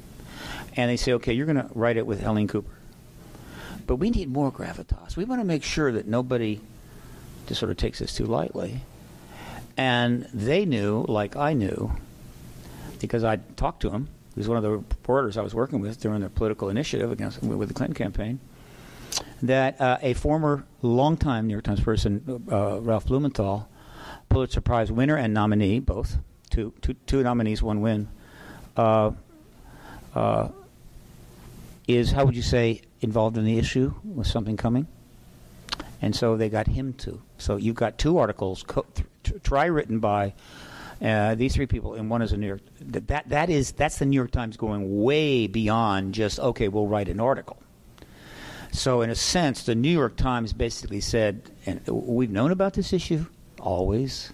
We're not stupid here. We can read Stan Friedman's books as well as anybody else. We've always known it's true, but we couldn't really go beyond a certain point. And we decided we're going to go beyond a certain point. And then, of course, you've got the insiders, the Pentagon, doing the same thing. Where can this only go but to force the hand of somebody? The question is, whose hand is it going to force? Which head of state is going to react to this and decide it's time to win the marathon? I'm just going to jump in and cross the finish line. That's what I see is going on. Yeah, there's some speculation, or people are saying, who initiated? Who really initiated it? Like there's, and so initiated what's going on now. You think so? Totally. Yeah. There's no way that team comes together unless the Pentagon approves it. No way. Yeah, that's true. Yeah. Did you have a question? Or you just hold the mic.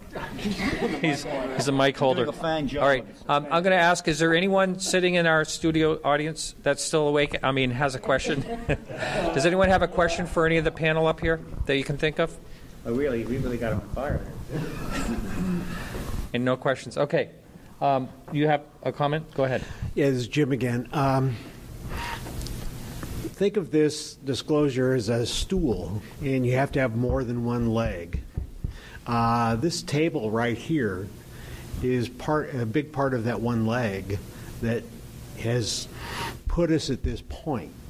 It's sort of interesting. We have Ms. Martin down there, who was probably part of a witness of history of one of the greatest events that moved us forward. We have Mr. Walton here, moved us forward.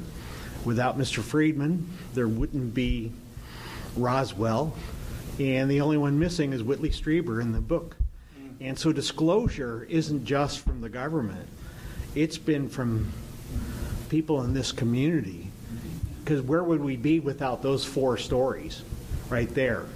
And going forward, the one hope I have is this community is able to, new people and old, have sort of a common unified story. Now, you're not going to have common unified reasons for them being here or where they're from. Are they from, Nibiru or from another dimension? I mean, everyone has their own opinions, but, the spotlight's going to be turned on people at this table. And that'll be a big question. And you have Mr. Bassett that can do a great job with the lobbying efforts and all that, but they're going to have to turn to the next level. And so keeping this going is going to take more than the government to do. And this program right here, you put together 3 of the 4 legs, in my opinion, of the modern lurches in disclosure, from our side at least. Yeah. I've heard Not you, Steve, but I heard many people say that they don't think the government will ever disclose. Does anyone want to address that? Because they have too many things to answer for that they've been hiding for since 1940s or something. It's kind of like going up to someone, a kid. This is Dean, by the way. Sorry, this is Dean Aliotto. Go to UFOabductionmovie.com. No. Shameless. Shameless. Yeah. Yeah. It's either UFO or porno, one or the other, as we talked about. She mentioned. What, your website? Or both, no. It's kind of like going up to a kid and they show you kind of what they have behind their back, and you go, oh, really? What else do you have back there? I think that it's so deep. I mean, if they were to come out and say, yes, we have been doing that, then it becomes, okay, and what about this, and what about that? And then each separate incident is going to have its own blockade. If it becomes, hey, that was that generation. We're not part of that. So we can tell you that here's what's been going on. I don't know how it benefits them, since the big thing is, information is power, and to hold on to it. And then if we do have all this stuff, is Russia, is another nation going to say, hey, let's share the love here. We'd like some of that as well. And so if there's wreckage or something like that. So, I mean, Steve can speak much to it more than I can, but I just feel as someone who's been tracking this for 25 years, everyone will say, well, what happens if they do that? And I go, well, it comes down to accountability. Someone's going to have to be accountable. So who's going to be willing to do that? I don't know how far we have to get before we can talk about like the forefathers and what they did and the crappy things that they did. So anyway, that's my take on it. Here's a question that is kind of interesting. Does anyone here think that there's possibly any manipulation of us by outside, like extraterrestrial in any type of way? Question from chat. Are you saying that humans have been manipulated by aliens to create what we're creating? Right now, like anything that's happening like right now. Like our technology today is not from us, it's from someone else. Like political? Or? The question is, well, generally. In general, do you think there's any manipulation by extraterrestrial of our planet, of our peoples? This is Kevin Gassman, by the way. I mean, of course, everything is possible, isn't it?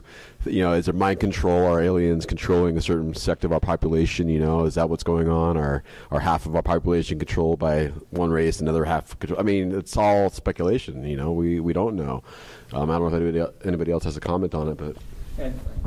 Well, I know I could probably speak for Steve and a couple other people at this table, but I'm sure plenty of us have been accused of being part of the agenda, being reptilian aliens, controlling the information coming out. So I know I'm a reptilian. I've been told that many times. So, and people have gone so far as to prove the slits in my eyes. So, yeah, I mean, it's obviously happening. I'm a Gemini, so I don't know. That's like I've been accused. I'll be speaking to this tomorrow morning at 9 a.m. I've been accused of being part of a government disinformation because of my movies, and on Wikipedia you'll see it there, and which is why I avoided going to UFO conferences and conventions all this time, because I thought I might be taken out and flogged. And so, anyway, enough time has passed. But I've been accused of that, and at first it was kind of like, oh, that's hysterical. Here was a thing that was just this, little weird movie, and it's become this. And then I kind of got pissed off, and I was like, hey, this isn't about that. This is about, us trying to get answers. First and foremost, everything else is BS. I won't swear. But if you're going to get pissed off what people say on the net about you, you need to get a lifetime supply of Xanax as soon as you can. Just ignore. It depends on what you mean by manipulation.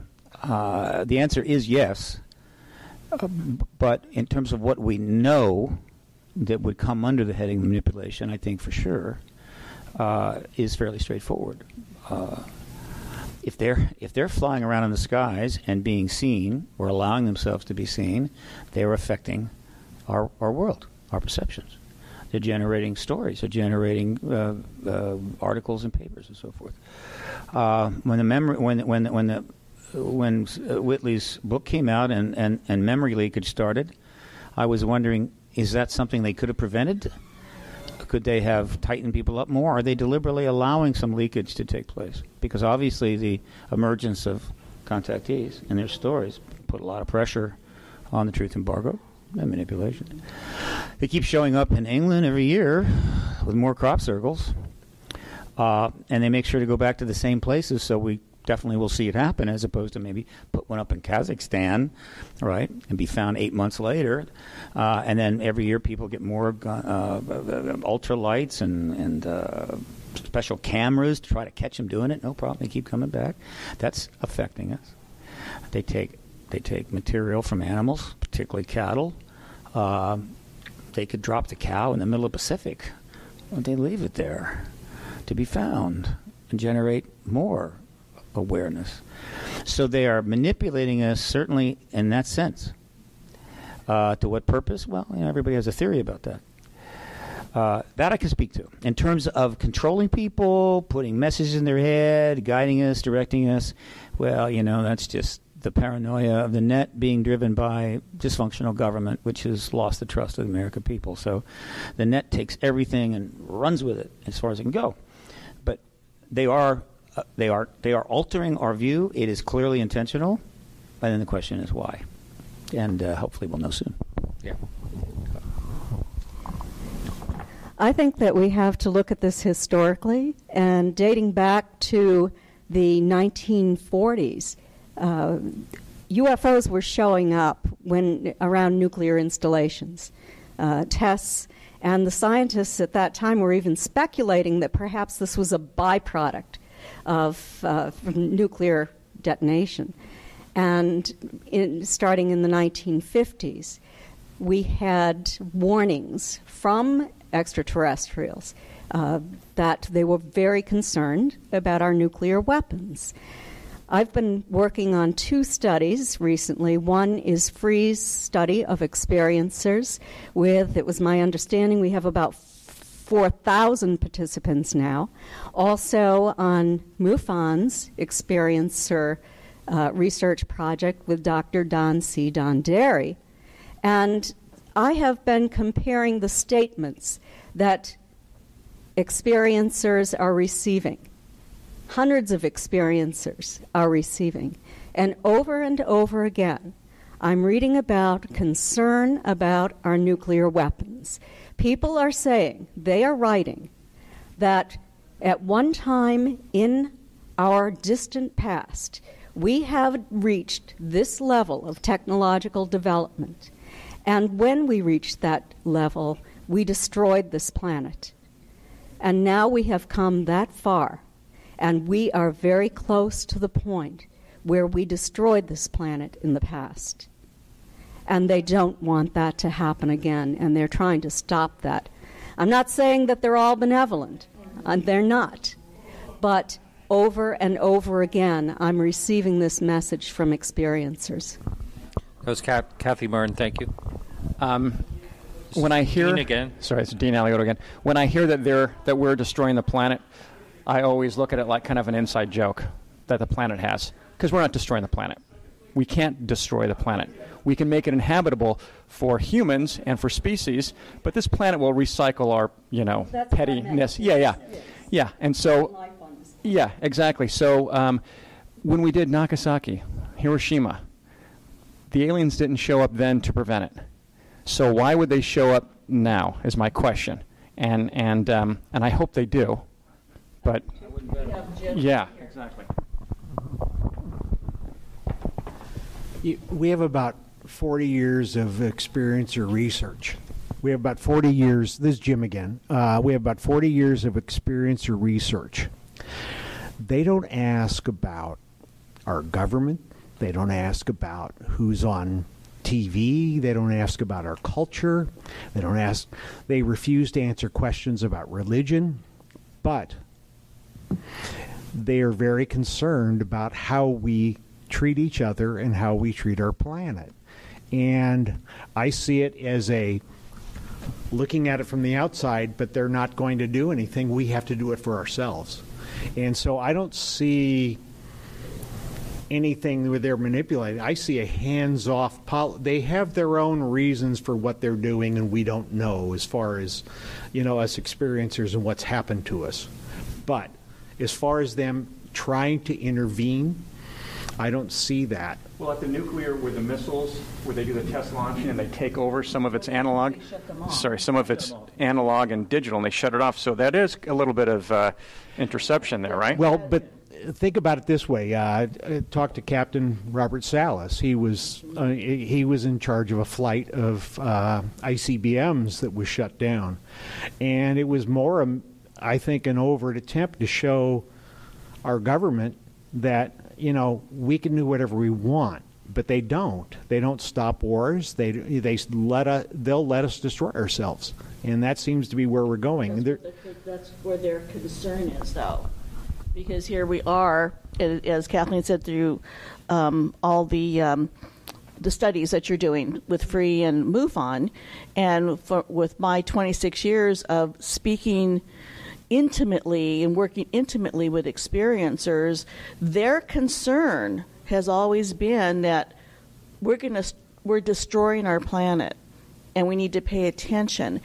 And within the last 5 years, and this is what I wrote my new book, Chosen, and the second part of that book, I'd heard it over and over and over again, and I called it the urgency, because I've been hearing from experiencers, new people, one after another, come into my office. They don't know each other, and they're saying the same thing. I feel like something is coming down the pike pretty soon. This was before the 2016 elections, by the way. They didn't know. They know that they were supposed to do something, but they didn't know what. Many of them said that, I think I'm supposed to find more out about my experiences. I think I'm supposed to talk about them. I think I'm supposed to talk to the public about my abductions, and other people have said the same thing. And these are people who had these careers, making six figures, telling me, I went to school, I got my degree, I'm very successful, but that doesn't mean anything anymore. And I've heard this over and over. So I thought it was important enough to put in my new book. I wanted to hear from other experiencers from around the country, and my book is being translated into Portuguese, and I'm hoping I get emails, from these people from Brazil, because I think experiencers are trying to tell us, or tell the masses that they're feeling that something is coming. Now, whether it's because of the 2016 elections that we all went through, but they said this was happening before, and they mentioned nuclear weapons. They were afraid of nuclear war. Many of my clients, support group members, felt compelled to go out and stock up on water and food. And so whatever this all means, I don't have the answers yet, but I wanted to pay enough attention to the experiencers that I've been working with and hearing from, that I think with what they're saying, the masses coming forward, I think that's what's going to push us forward. And then with what Steve's doing, I think altogether something is going to happen. You think I'm going to we only have a few minutes left, but Steve, if you don't mind, if I just continue on the question I said, that a lot of people say to me that there's no way the government would ever disclose anything because of all the lies that they've told, all the cover-ups they've done. That just reflects the level of distrust in government now, how people feel. It's an emotional thing. I assure the British didn't want to leave India, but they did. The South didn't want to desegregate, but it did. Right? A lot of men didn't want the women to have a vote, but they got it. Believe me, the certain fundamental things like that are inevitable. Right? But get back what we said earlier. I forgot about the nuclear weapons thing. You look at the nuclear weapons thing. I don't see that as manipulation. I see it as messaging. They have been messaging us, all right? And so we're getting messages, fine. And these messages sort of seem to add up into a picture.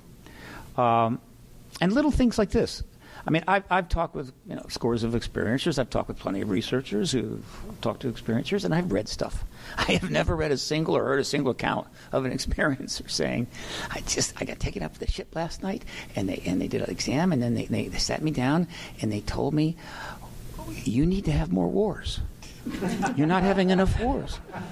We advanced civilizations, we war at a far rapid pace than you do.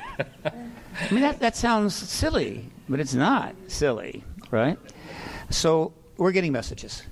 And the other thing I'll add is this, and I talk about this so much. One way to look at it is this. The ETs show up in 47, very likely connected to the H-bomb, or the bombs, rather, that were dropped. Okay, fine. But it's not just that. This is not their first rodeo.